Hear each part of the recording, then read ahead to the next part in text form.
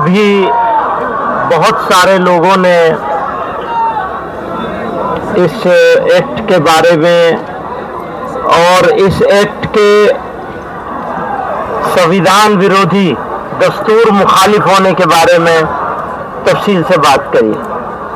तासुर ये दिया जा रहा है कि ये मुसलमानों का मामला है, हालांकि सच्चाई ये है कि ये मुसलमानों का मामला नहीं है। सिर्फ मुसलमानों का तो है ही है, लेकिन सिर्फ मुसलमानों का नहीं है, बल्कि ये मुल्क के दस्तूर का मामला है। इस मुल्क के दस्तूर साजों ने, मॉडर्न इंडिया के जो आर्किटेक्ट थे, उन्होंने जो खाका बनाया था इस मुल्क का, उसको ये लोग तोड़ देना चाहते हैं, तोड़ने की सिमत में चल रहे हैं। हमारे घरों में बिल्डोजर चल रहे हैं, मस्जिदों और मदरसों में बिल्डोजर चल रहे हैं, और अब ये वक्फ एक्ट के जरिए से भारत के दस्तूर पर, संविधान पर बिल्डोजर चलाया जा रहा है, चलाने की कोशिश हो रही है। तो मैं इसकी मुखालिफत तो हर हाल में करनी है, लेकिन आगे का लाहेमल क्या होगा, आगे कैसे किया जाएगा, इसको ये लड़ाई कैसे लड़ी जाएगी। तो जैसा कि सब लोगों ने कहा कि ये शुरुआत है, तो जब किसी चीज की शुरुआत इतनी खूबसूरत हो तो उसकी जवानी और उसका शबाब कितना खूबसूरत होगा। मुझे हमारे सिख समाज के जिम्मेदार, मैं उनको मुबारकबाद देना चाहता हूं, और यकीनन ये लड़ाई सब लोगों की है, और अगर इस लड़ाई को अकेले अकेले लड़ा जाएगा तो हो सकता है थोड़ी दिन के लिए वो जीत जाए। लेकिन एक बात का यकीन है, मैं अपने मुसलमानों से और फिक्रमंद सिटीजन से, भारत के जो लोग चिंता में है कि भारत जा कहाँ रहा है, बनाया क्या जा रहा है, ये जो मेजोरिटोरियन स्टेट बनाने की कोशिश हो रही है, इसका बेहतरीन जवाब है जो इन्होंने कहा है कि यह अक़लियतों की अक्सरियत का मुल्क है, और सिर्फ हमें नहीं जमा होना है, बल्कि हमें अपने साथ और भी सबको जमा करना है। एक बात यह है। दूसरी बात यह है, हर लड़ाई के लिए कुर्बानी की जरूरत होती है। आप लड़ाई लड़ेंगे और आराम से बैठे रहेंगे, काम नहीं होगा।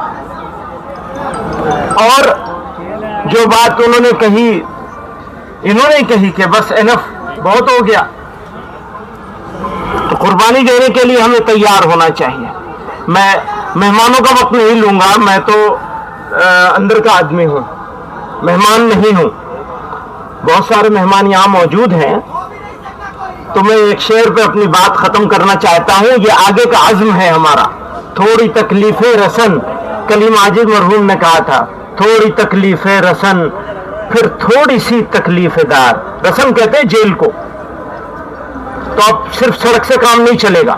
थोड़ी तकलीफे रसन फिर थोड़ी सी तकलीफेदार, उसके बाद है दोस्तों आराम ही आराम है। पार्लियामेंट और यहाँ पर मौजूद मेरे तमाम मुअज़्ज़िज़ बुजुर्गों, साथियों, महसूस ही होता है दौरे तबाही है, शीशे की अदालत में पत्थर की गवाही है। दुनिया में कहीं इसकी तफसील नहीं मिलती, कातिल ही सिपाही है। आज ये मुल्क के हालात बने हैं, और जिस तरह से वक्त कानून ला करके संविधान की धज्जियां उड़ाने की कोशिश देश के अंदर करने का काम किया जा रहा है, मैं उस लड़ाई के अंदर अपनी छोटी सी हिस्सेदारी अपनी पार्टी के और हमारे देश के मजबूत नेता राहुल गांधी के सिपाही के तौर पर आपके बीच में करने के लिए आया हूं। और हम लोग संसद से लेकर के सड़क तक इस लड़ाई को लड़ने का काम करेंगे, क्योंकि हमें पार्लियामेंट जाना है, मुझे भी और जावेद साहब को भी। हमारा दोनों का इत्तेफाक से 0 ओवर लगा, 12 बजे स्टार्ट हो जाएगा। तो मैं आप सब लोगों से सिर्फ इतनी गुजारिश करना चाहता हूं कि जहां खून की जरूरत होगी वहां खून देंगे, और जहां आपको लड़ने की जरूरत होगी हम आपको पहले सबके अंदर नजर आने का काम करेंगे। आप तमाम लोगों का बहुत बहुत शुक्रिया, क्योंकि इस लड़ाई को हमने जेपीसी में बहुत मजबूती के साथ लड़ने का काम किया है, और इंशाअल्लाह सुम्मा इंशाअल्लाह अल्लाह की जात से उम्मीद है कि इनके काले मंसूबे किसी भी सूरत में कामयाब नहीं हो पाएंगे। बहुत बहुत शुक्रिया। हाँ, बहुत शुक्रिया इमरान मसूद साहब। जेपीसी के अंदर जिन लोगों ने बहुत ताकत से हमारा मौक़िफ़ रखा और वक्त तवील जिनकी मुखालफत की, उसमें इमरान मसूद साहब का भी नाम बहुत है। वाहिगुरू जी की फतेह। बिस्मिल्लाहिर्रहमानिर्रहीम।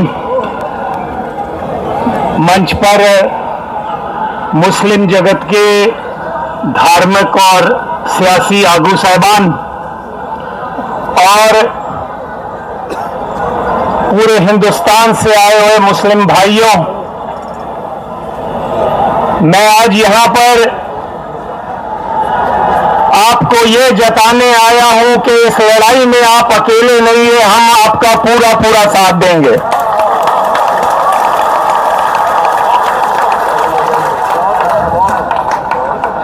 हिंदुस्तान की सरकार कोई भी हो, उसकी हमेशा ये कोशिश रही है कि मुसलमानों को, सिखों को, ईसाइयों को, सबको अक़लियतों के रूप में वो इकट्ठा कर, अलग अलग करके तो अपनी लड़ाई जो लड़े, आज आपकी ताकत को देखते हुए एक और बड़े महाज की आज आप नींव रख रहे हैं कि हम अक़लियत नहीं हैं, हम मेजॉरिटी हैं। और ये तब मुमकिन हो सकता है जब हमारी लड़ाई आपकी हो और आपकी लड़ाई हमारी हो। यह तब हो सकता है जब वक्फ बोर्ड की जमीनें अगर बिहार में उठाई जाती हैं या कोई धक्का किया जाता है या यूपी में किया जाता है, तो पंजाब में से मुसलमान और सिख भाई वहां जाकर लड़ाई लड़े और अपने जो है उनको बताएं कि ये हम बर्दाश्त नहीं करेंगे। और मैं आपको ये बताना चाहता हूं, ये फितरत में है। बिहार में पटना साहिब हमारी वो मुकद्दस जगह है जहां पर 10वें गुरु गुरु गोविंद सिंह जी ने जन्म लिया था, प्रकाश हुआ था उनका। वहां की जमीनें भी डिस्ट्रिक्ट जज के अधीन हैं। आधी से ज्यादा जमीनें 1956 से लेकर आज तक छीन ली गई हैं। इसी तरह नांदेड़ में आधे से ज्यादा नांदेड़ शहर हमको निजाम हैदराबाद ने महाराजा रंजीत सिंह के काम से खुश होकर तखत हजूर साहब को वो जमीन दे दी।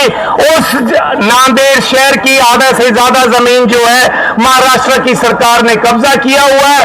पिछले 12 सालों से चुनाव नहीं होने दे रहे हैं और उनका पूरा मंसूबा है कि हमने जो है उस कमेटी के ऊपर अपनी जो है हुकूमत चलानी है। तो मेरा आपसे यही कहना है कि वक्फ बोर्ड की जमीन गरीब की जमीन है।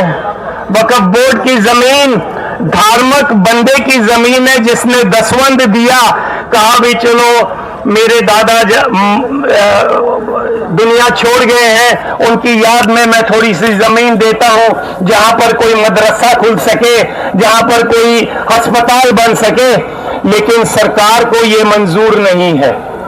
सरकार आपका टेस्ट ले रही है। भाई नीचे करो थोड़ा सा यार सबका। आपको इस टेस्ट में पास होना है और इस लड़ाई को केवल दिल्ली तक सीमित नहीं करना है, पूरे हिंदुस्तान के एक एक सूबे में लेके जाना है और यकीनी बनाना है कि ये जो धक्का हम बर्दाश्त नहीं करेंगे।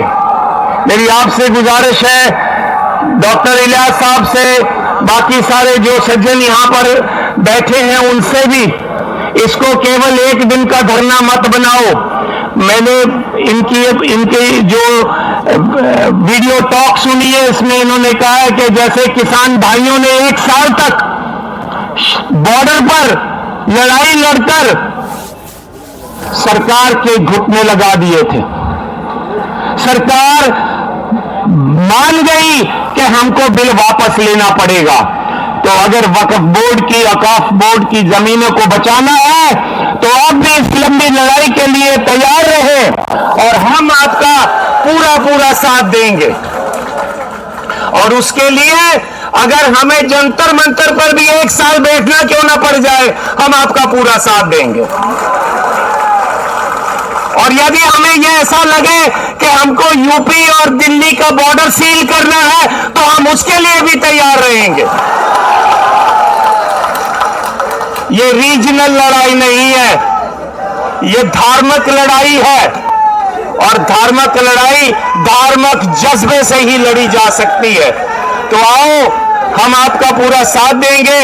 आप यकीनी बनाओ कि आप साथ लें। अगला मोर्चा अगर जरूरत पड़े तो मलेरकोटले में लगाओ, लुधियाना में लगाओ, और सारे हिंदुस्तान से जो मुसलमान भाई है वहां पर आए, और हम सिख भाई जो हैं वो भी रल मिलकर आपका पूरा वहां साथ देंगे और सरकार को एक मैसेज देंगे, मुसलमान की लड़ाई हमारी लड़ाई है और हमारी लड़ाई आपकी लड़ाई है। तुमने दलितों की जमीनें ली, हम चुप रहे, लेकिन हम चुप नहीं रहे, फिर भी दबी जबान में अपनी आवाज उठाते रहे। तुमने ट्राइबल्स की भी जमीनें छीन ली हैं, तुमने बंबई के आसपास, बंबई से लेकर पुणे तक जितनी भी जमीनें हैं ट्राइबल्स की, वो भी छीन ली है। लेकिन अब वक्त आ गया है, इनफ इज इनफ, अब बर्दाश्त नहीं होता। अब हम सब रल मिलकर हम ये यकीनी बनाएंगे कि अपनी जमीनें बचाएंगे। एक बार फिर पूरे जोश के साथ, जैसे सब आप इकट्ठे हो, बोलिए आप मेरे साथ, वक्फ बिल वापस लो, वक्फ बिल वापस लो, वक्फ बिल वापस लो। मुस्लिम, सिख, दलित, ट्राइबल एकता जिंदाबाद। मुस्लिम, सिख, ईसाई, दलित, ट्राइबल, बहुजन समाज एकता जिंदाबाद। इस आस के साथ कि हम इस लड़ाई को जरूर जीतेंगे, एक बार फिर अंत में आप ही का नारा, नाराए तकबीर।